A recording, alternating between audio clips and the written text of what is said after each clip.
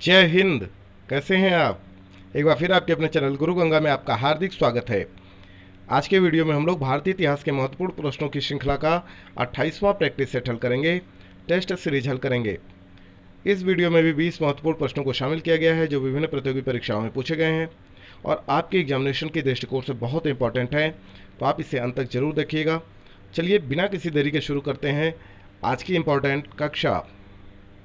पहला प्रश्न कहता है, हर्षवर्धन अपनी धार्मिक सभा कहाँ किया करता था? ए पेशावर में, बी प्रयागराज में, सी वाराणसी में, डी मथुरा में। आपको बताना है सही उत्तर। बताएं। हर्षवर्धन अपनी धार्मिक सभा किया करता था प्रयागराज में। बी सही उत्तर है।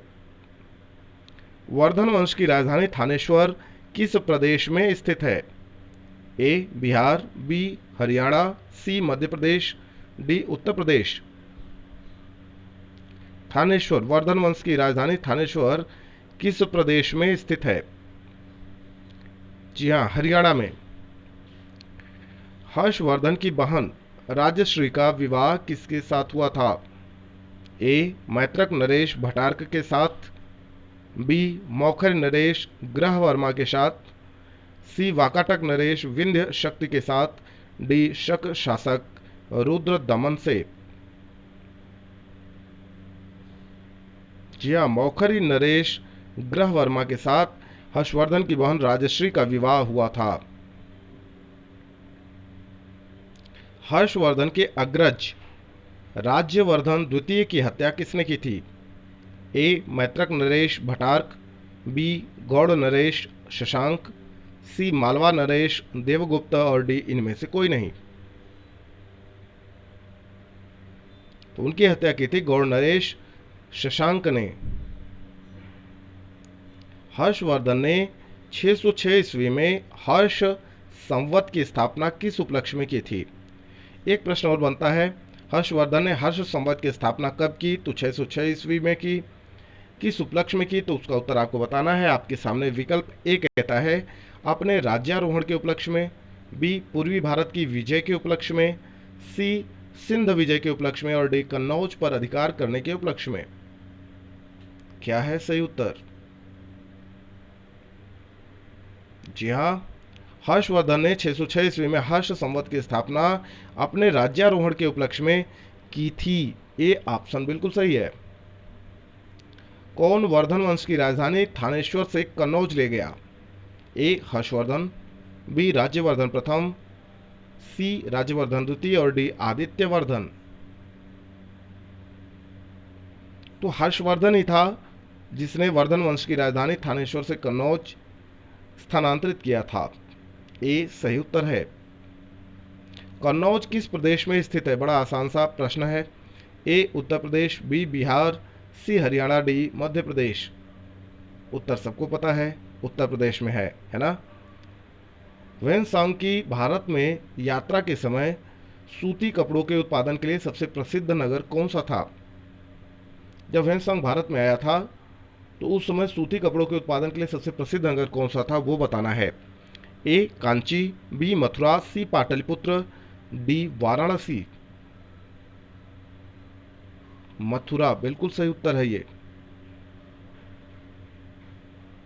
कवि बाणभट्ट कहाँ का निवासी था? ए भोजपुर का, बी थानेश्वर का, सी पाटलिपुत्र का और डी इनमें से कोई नहीं। ये बी होना चाहिए। आपको बताना है कवि बाणभट्ट कहाँ का निवासी था। जी हाँ, थानेश्वर का। नागानंद का रचनाकार कौन था? नागानंद रचना है, उसके रचनाकार का नाम बताना है आपको।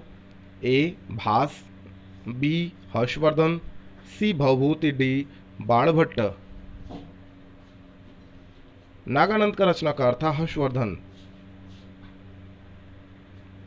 सम्राट हर्षवर्धन ने 2 महान धार्मिक सम्मेलनों का आयोजन किया था।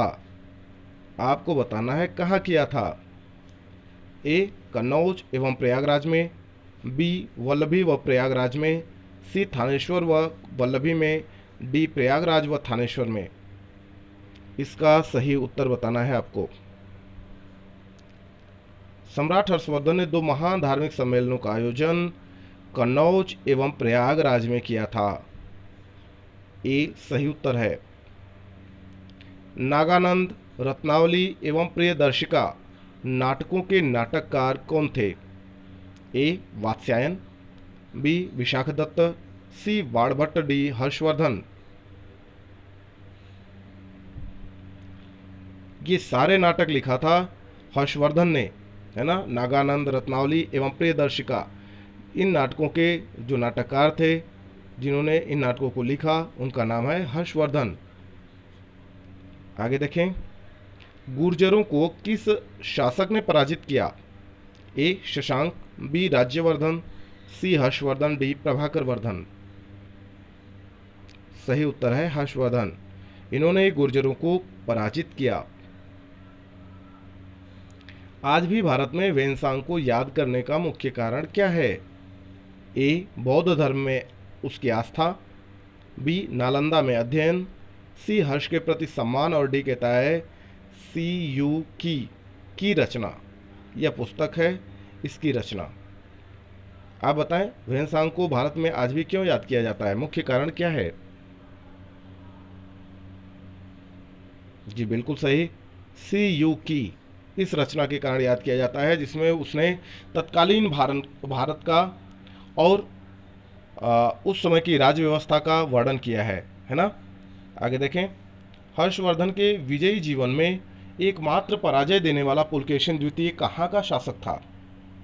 ए वातापी या बादामी का, बी तंजौर का, सी वेंगी का, डी कल्याणी का।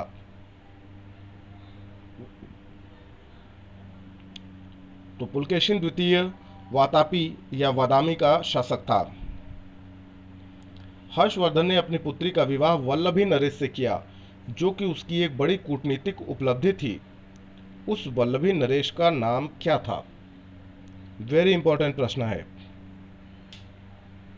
ए ध्रुवसेन द्वितीय, बी ग्रहवर्मा, सी देवगुप्त, डी शशांक। अच्छा, कूटनीति के लिए लोग क्या करते थे ये देखिए। हर्षवर्धन ने अपनी पुत्री का विवाह कर दिया था वल्लभी नरेश से। आपको उस वल्लभी नरेश का नाम बताना है, और ये इसलिए नहीं किया गया था कि वो विवाह किसी के साथ करना था, बल्कि एक कूटनीतिक कारण था। अब आप बताएं, वह वल्लभी नरेश कौन था जिसके साथ हर्षवर्धन ने अपनी पुत्री का विवाह किया? ध्रुवसेन द्वितीय, बिल्कुल सही उत्तर है ये।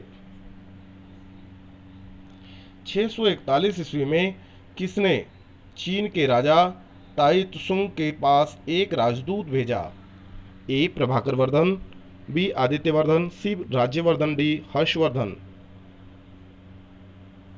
इस प्रश्न का सही उत्तर है हर्षवर्धन। इन्होंने 641 ईस्वी में चीन के राजा ताई तुसुंग के पास एक राजदूत भेजा। हर्षवर्धन के भारतीय मिशन के जवाब में चीनी सम्राट ने 3 चीनी मिशन हर्षवर्धन के दरबार में भेजे, जिसमें से एक मिशन हर्षवर्धन के मरणोपरांत पहुंचा। अंतिम मिशन में शामिल उस चीनी राजदूत का क्या नाम है जिसने हर्ष की मृत्यु के तुरंत बाद जो घटनाक्रम घटित हुआ उसका विस्तार से वर्णन किया है?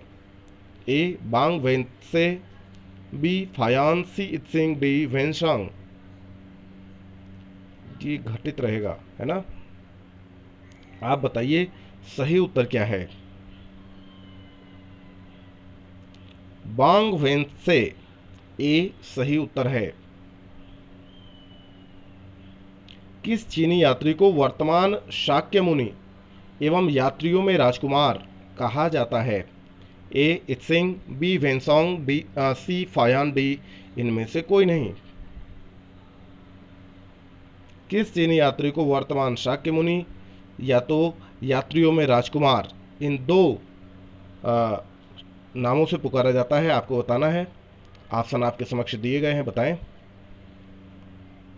हाँ, वेनसांग को कहा जाता है यात्रियों में राजकुमार या वर्तमान शाक्य मुनि। यह चीनी यात्री था, है ना। हर्षवर्धन के शासनकाल में भारत आया था। आगे चलें। वेनसांग भारत में लगभग कितने साल रहा? ए 8 साल, बी 10 साल, सी 14 साल, और डी कहता है 25 साल, 25 वर्ष। क्या है सही उत्तर? फिन संघ भारत में लगभग 14 वर्षों तक रहा। सी सही उत्तर है। तो इस तरीके से छोटा सा वीडियो पूरा हुआ। यदि यह वीडियो पसंद आता है तो उसे लाइक जरूर करें, अपने मित्रों में शेयर करना ना भूलें। चैनल पर नए हैं तो चैनल को सब्सक्राइब करके बेल आइकन को प्रेस कर लीजिए ताकि प्रत्येक इंपॉर्टेंट वीडियो की नोटिफिकेशन आपको भी समय से मिलती रहे। और हम फिर मिलते हैं अगले इंपॉर्टेंट वीडियो में। तब तक के लिए आप सभी लोगों को जय हिंद।